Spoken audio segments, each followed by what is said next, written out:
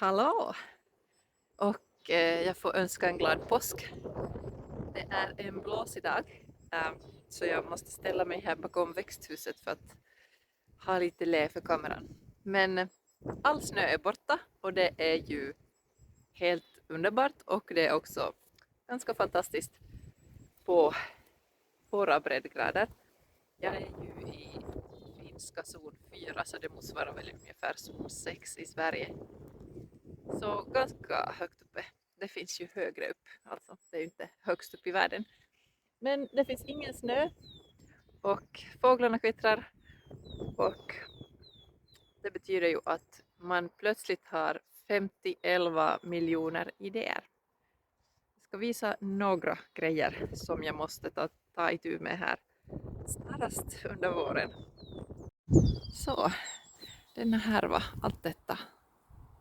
Allt detta som klättrar upp där, det är min vinranka.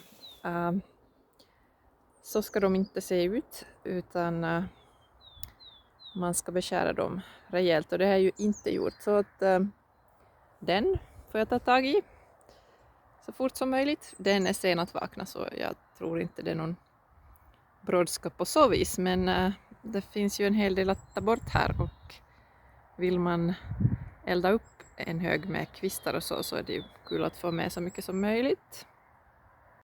Sen har vi den här som jag skulle kalla köksträdgården kanske. Och här har vi ju haft galler omkring, men komposten ligger där borta. Så nu har jag tänkt att allt liksom har bara växt här, så att liksom det har blivit trångt. Så jag tänkte att kanske vi tar bort det här gallret. Det här satte jag in ursprungligen för att inte hönsen skulle komma åt mina grönsaker som fanns här. Men nu tänker jag att kanske vi tar bort allt det här gallret, och här har jag försökt få bort det, men det gick inte. Jag behöver lite muskler som hjälper mig, så då rensar jag bara upp här, men låter den här bågen stå kvar kanske. Ja, det tror jag att jag ska göra.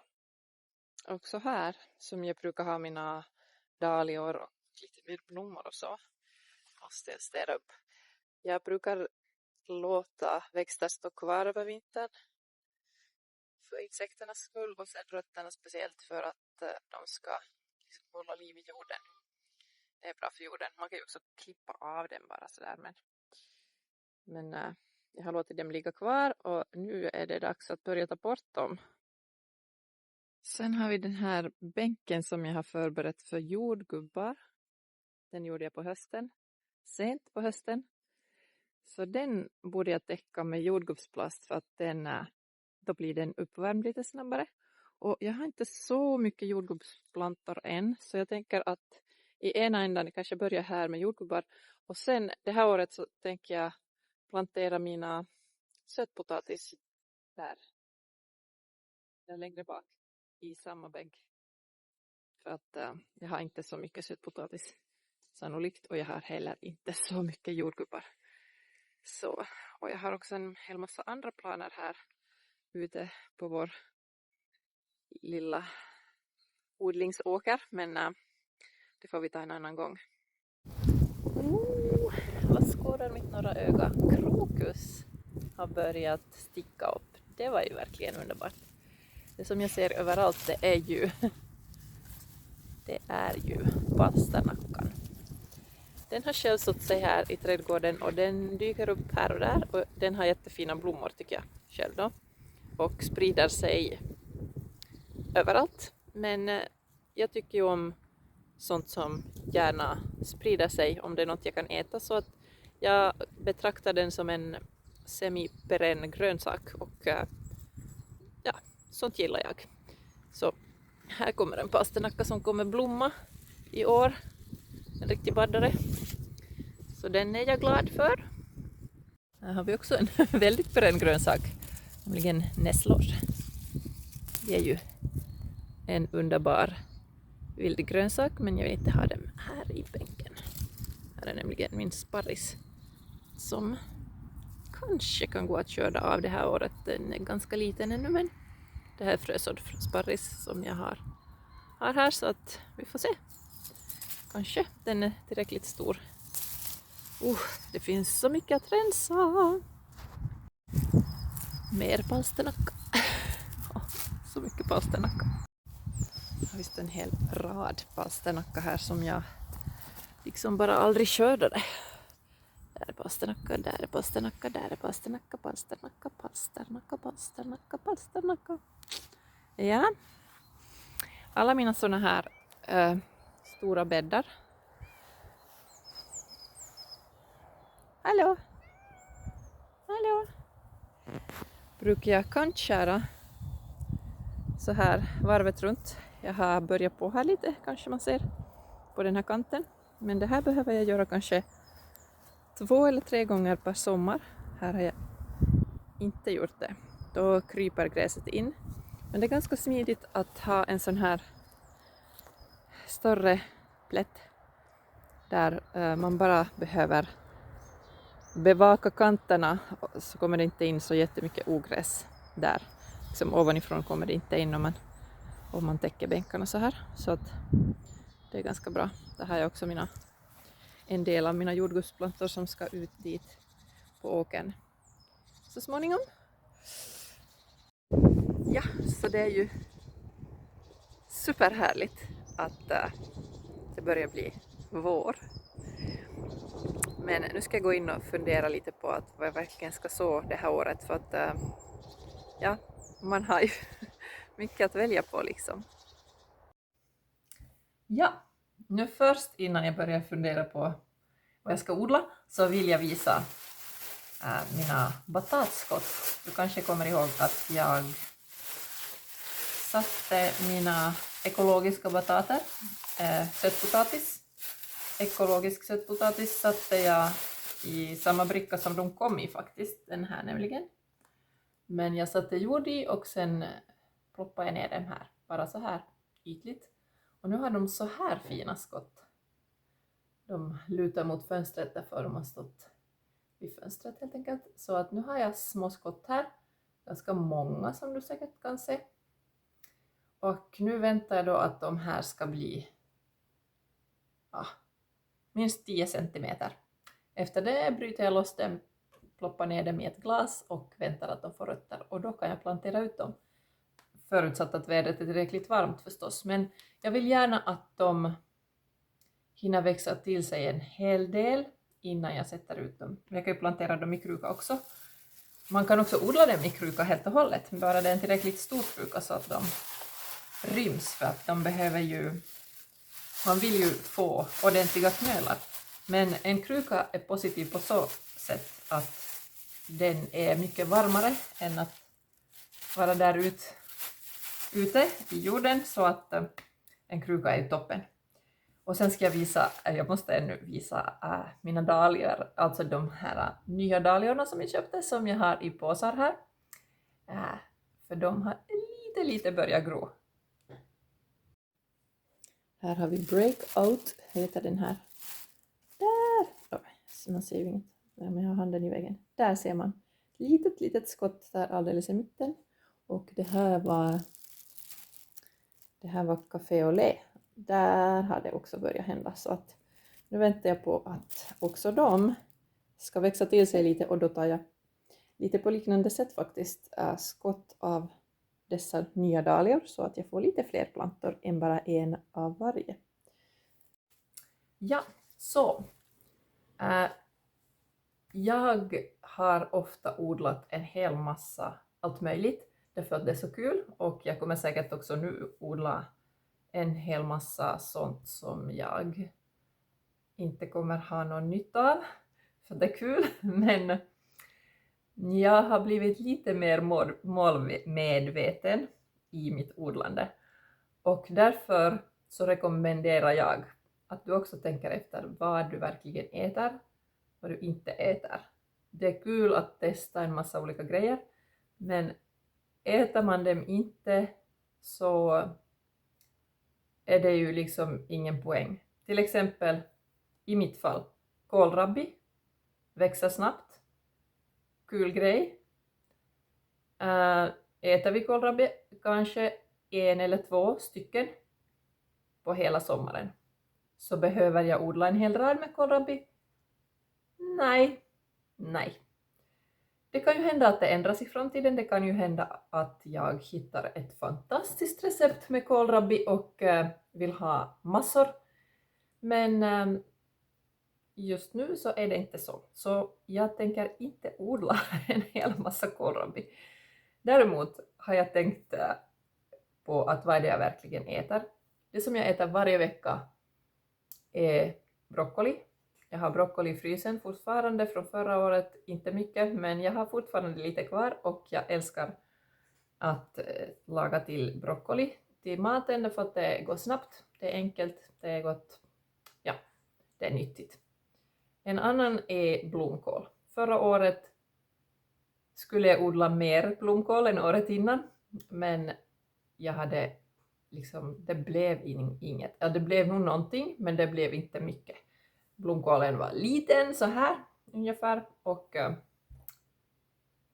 ja, och en del blev bara uppäten av kolmasken. Så jag tänker så jättemycket backup blomkål, för jag vill ha blomkål i frysen. Jag tycker mer om blomkål än om broccoli. Så tomater har jag redan sått, paprika har jag sått, chili har jag sått, lök har jag sått, vitlök har jag sått. Så det är lugnt liksom. Och huvudkål har jag sått. Men det som är kvar att så här på våren och det som ska direkt sås, det behöver man tänka över lite.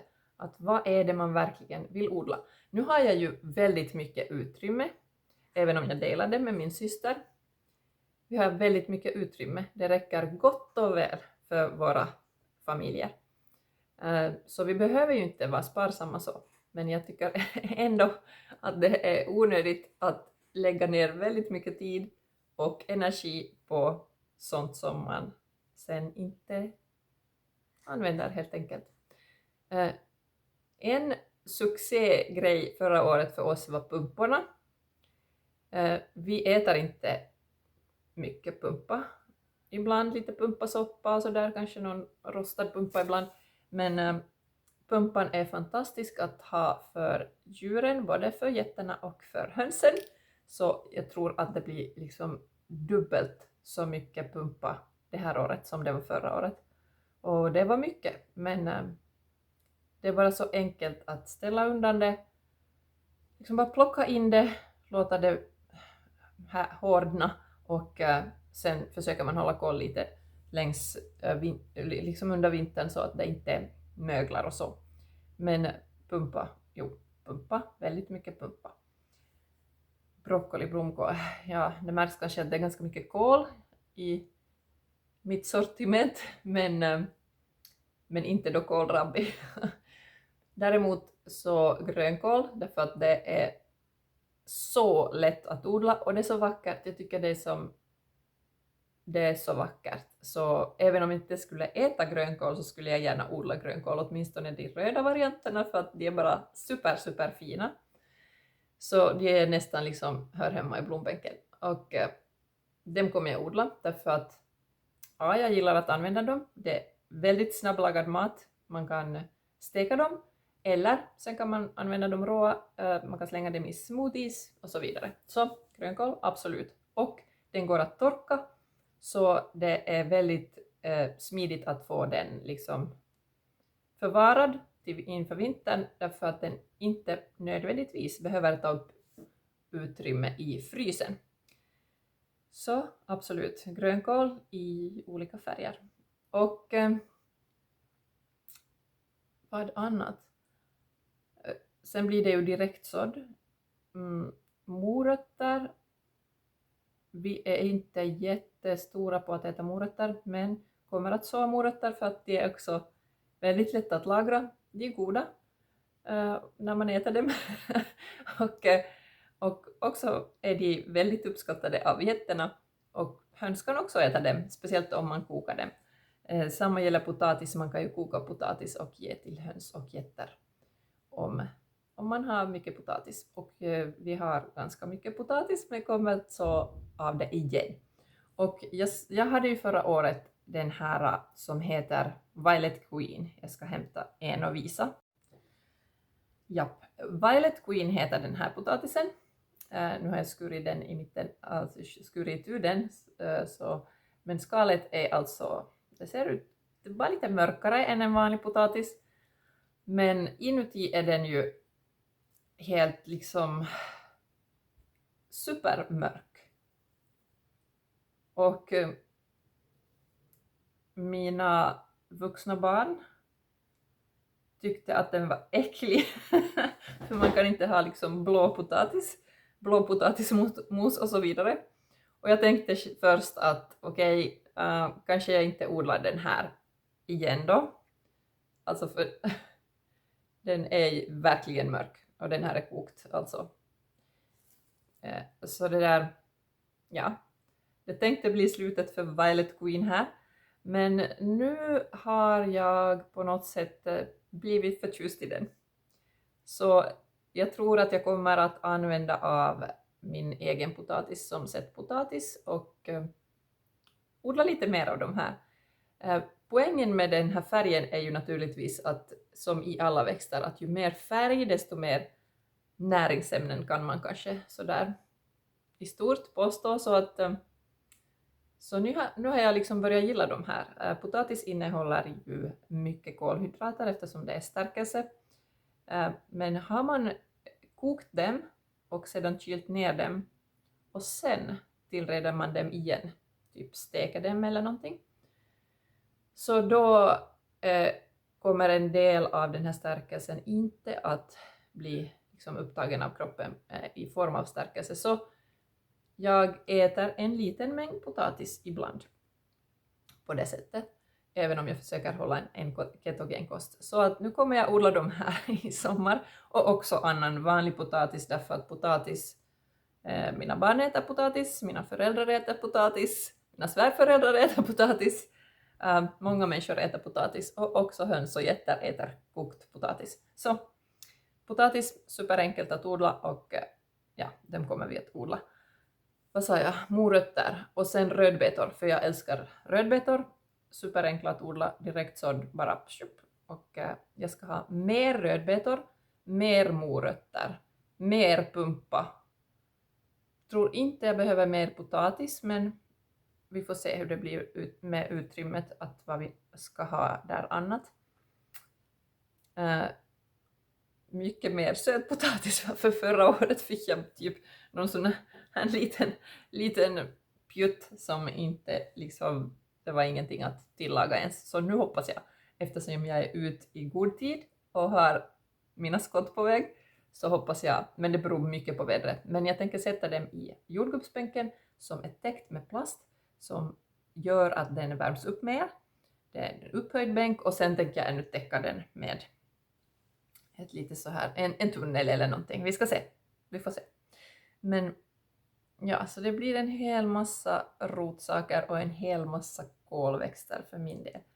Och så har jag frågat mina barn att vad vill ni att jag odlar åt er? Och utöver det som jag redan nämnt så är det ju då gurka som jag kommer att så i maj, för den växer ju så otroligt snabbt. Och så är det sallad.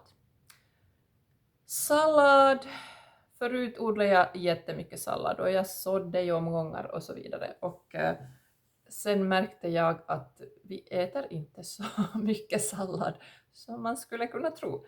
För det finns en hel massa olika grönsaker som vi äter av. Vi tar grönkål, vi tar mangold, det kommer jag också odla bara för att den är fin.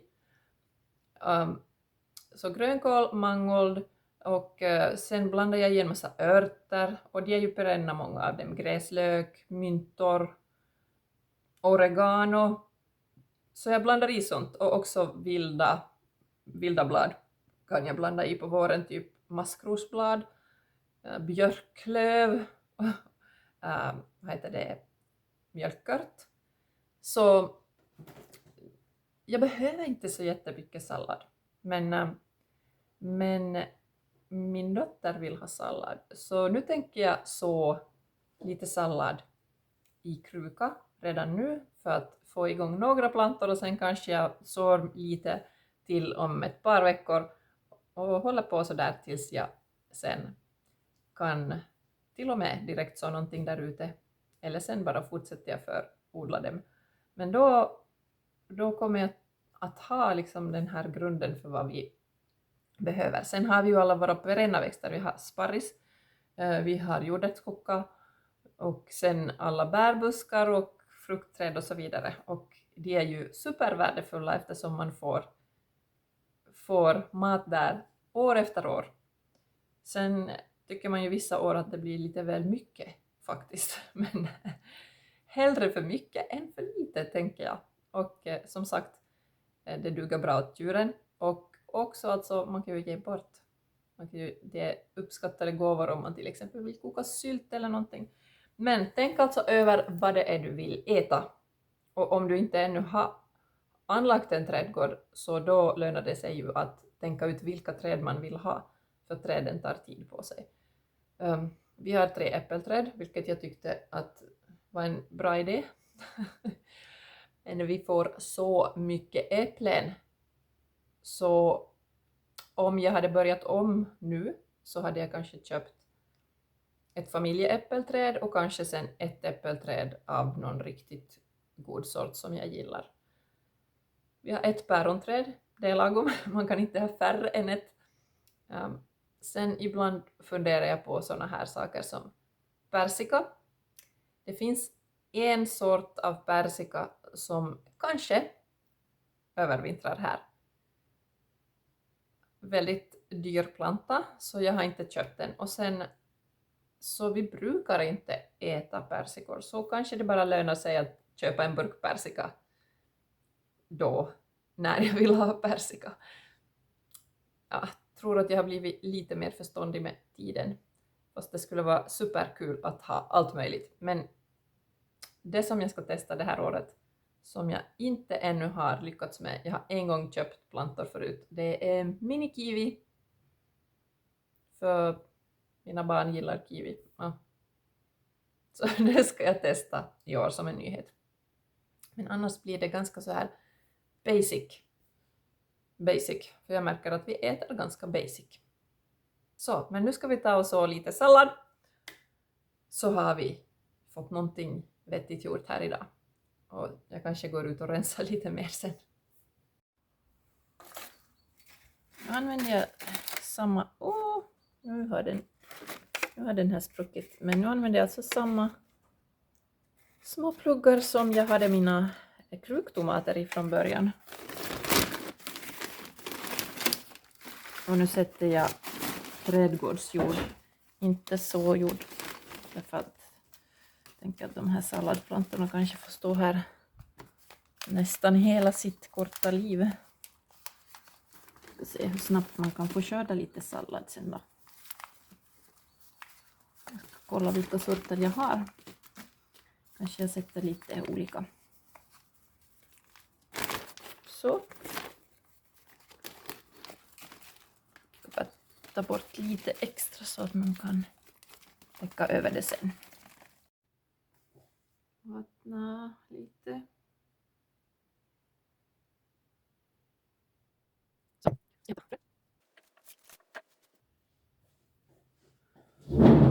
Detta kräver glasögon. Ja, nu var det så då att jag hade ju hur mycket som helst olika salladsfrön. Den här Little Gem tänker jag testa igen för att ja, det står att det är sweet and easy to grow. Och lite Lolo Rossa hade för att det är ju fint. Och sen ska vi se då, ska vi kanske ta den här isbergs typ salladen kanske. Och sen sparar vi de här till en annan gång. Så då sätter jag 2 av varje. Så har vi nu någon typ av sallad att börja med.